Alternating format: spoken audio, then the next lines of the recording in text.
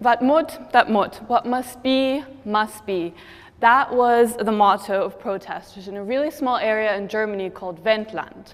Their protest against nuclear energy must be. Now, in my research, I was really inspired by this protest, and I really wanted to challenge this notion that nuclear energy is this environmentally friendly energy alternative. And I was really interested in the role that activism and protest plays in all of this.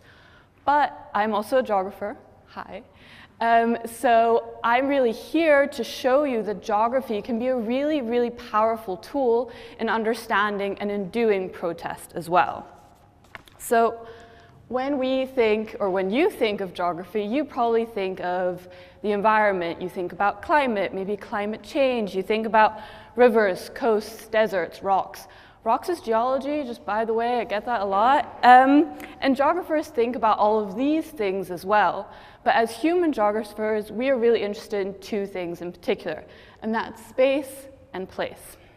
Now, you might think, what's the difference? Does it matter? Should I care? Yes, you should care. Yes, there is a difference, and I'm going to show you what this difference is. Now, I want you to think back to the first time you arrived at student accommodation. Think about how empty and bare that very small room looked that you were allocated. And now I want you to think back to, say, the end of first semester. Think about all of the things that you did to that room to make that your home. You made that your own. So I want us to think about space as something that's kind of universal. It's bigger. And I want us to think about place as something that's smaller, kind of personal. So you went from a universal space of accommodation room to a personal place that is your home. And within any certain area like that room, we always have the potential to move between space and place. It always has the potential to be both. But the most important thing in all of this is that both space and place are always produced. It is all of the things that you did to your room, the things you put in it, the things that you did in it, that made it your place. You were productive in this process. So, universal space, personal place, when you keep that in mind. So, we've understand our basic geography, well done, but what about nuclear energy? Now, we turn to nuclear energy to combat climate change because nuclear energy is a non-CO2 emitting energy source, and CO2 is really the driving factor in climate change. But how environmentally friendly is nuclear energy really? I mean, we always have the chance of something like Fukushima happening. But I want us today to think about something else, and something we often forget, and that is nuclear waste. Now, a nuclear reactor will produce radioactive waste, and that's really, really dangerous. So we have to deal with it in two different ways, in overground storage and in underground storage. So the first thing we do is we store it overground in these interim storage facilities for 30 to 40 years before we can then repackage it and put it underground in these geological storage facilities. So this is where we return to Germany, and this is where we return to Ventland, because in Ventland there's a small town called Gorleben. And in Gorleben, such an interim storage facility currently exists, and for many, many years there have been talks about building an underground storage facility as well. Now, being designated the dumping ground for nuclear waste probably didn't sit so well with the people living in Ventland, so they've been protesting against nuclear energy since the mid-1970s. And in my research, I have called this the Ventland movement. So I am going to tell you two stories about the Ventland movement, about resisting overground storage and resisting underground storage, but I'm going to do all of this via geography, because I'm a geographer. So for many, many years, they were transporting nuclear waste from Germany and also from France to Gorleben via these train tracks. And blocking this protest became really, really important within the Ventland movement. And people would go onto the railway tracks, sit on them, sometimes even chain themselves to the railway tracks to try and stop this from happening. And this is really interesting because we have this universal space of the railway track that doesn't really mean anything, and we turn this into a personal place of protest through the activists' presence on the space. So universal space to personal place. And I mean, eventually the police will come and they will remove all the protesters from this area. And what they do is they will surround them in what one activist called an open-air prison. So you have all the protesters in the middle and a wall of police presence around them. And this is really interesting because our geographies shift again. We move from the railway tracks to this man-made enclosure. And what we've created in this man-made enclosure is this space where the police and protesters can clash. And we see this time and time again in all kinds of protests. And what we also have created is this really emotional and personal place where one activist might be faced with the police presence in a very tense situation they've never been in before.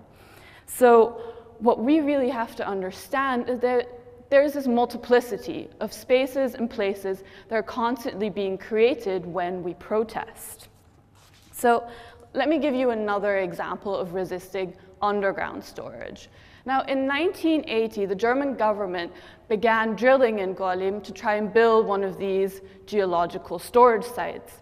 And in response to this, protesters occupied the main drilling site for 33 days. This was the longest sustained protest in all of the Ventland movement, and they called this the Free Republic of Ventland.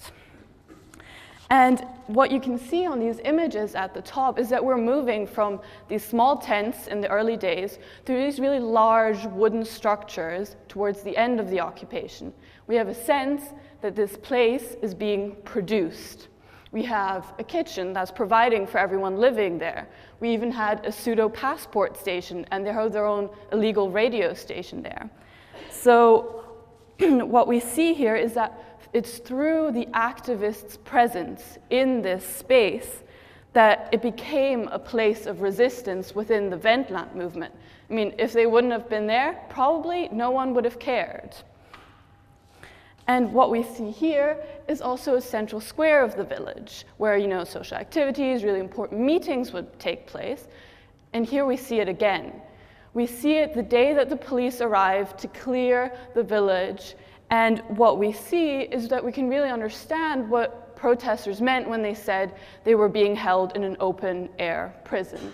All of the police surrounding the protesters.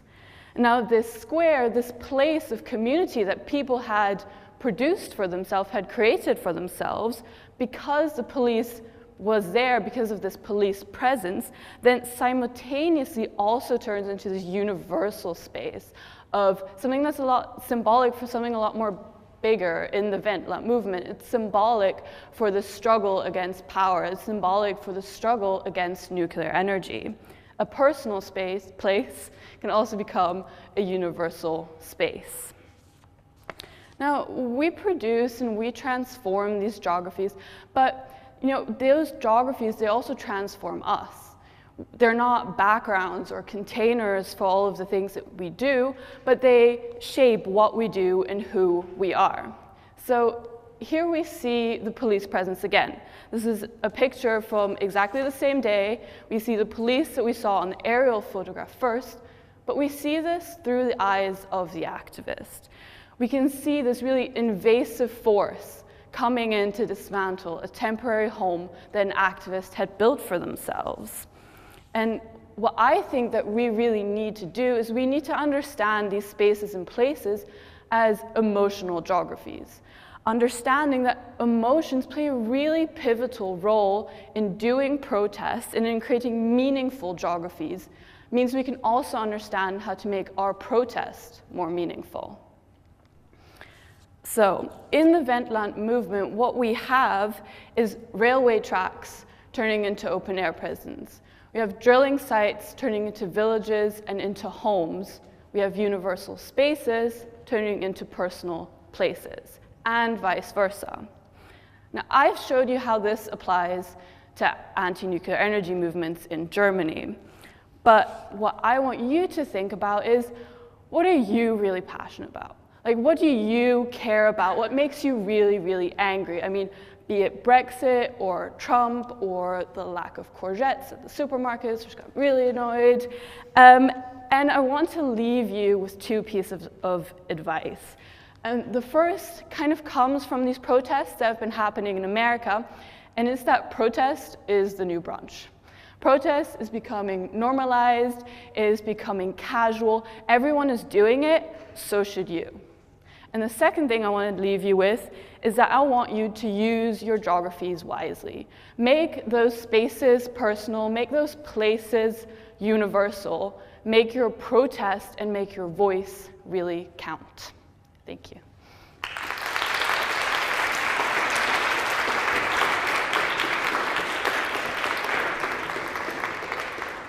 All right. Oh, there we go. Great presentation, by the way. I was wondering, so last year I was in Hong Kong, and there was a huge occupation protest as well, where they occupied the 3 main squares of Hong Kong, so the equivalent of Times Square, for 97 days. And unlike, so that was also shut down by police, but it took ages, right? 97 days is more than 3 months. And I was wondering what you think about the symbol that you were talking about when the police comes and shuts it down, when the personal place becomes a space and so on. Is it not pivotal for the movement that this happens and happens early on to create this strong symbol? Because what happened in the case of Hong Kong, right, where it was more than 3 months, the movement died down because there was no resistance by the police. So what do you think is the role of oppression to create like meaningful protests? No, I completely agree that the symbol just of police versus kind of protest is a really powerful one.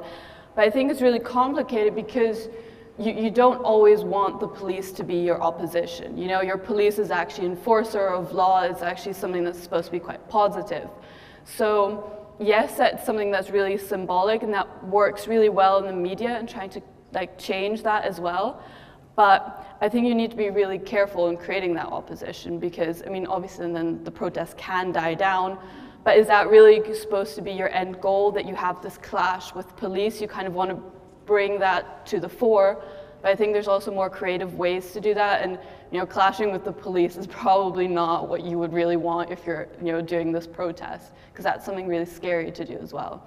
So obviously very symbolic, but probably should not be your end game. Follow-up question? Yeah, follow-up question. But if the point of the movement is going against the powers that be, right? Going against the society we're in now, going against the status quo, how can you achieve that symbolic thing of going against the status quo without going against the authorities? Well, I think there's other forms of authority than the police. So you can oppose government, you can oppose commercial industry, you can propose like capitalism, for example. But that doesn't have to necessarily be in opposition to the police. So for example, the protests that are happening in America, Trump is kind of their opposition, right? So it's not their clash with police that's being really symbolic, but all of their clash and their response to getting there from Trump, for example. So I think you can still achieve something that's very symbolic, and I think you can also achieve kind of a hopeful symbolic. I mean, I didn't show this in this, but this protest was really focused on trying to be, you know, hopeful about the future, that they can achieve something, this can change. So I think you can do that as well.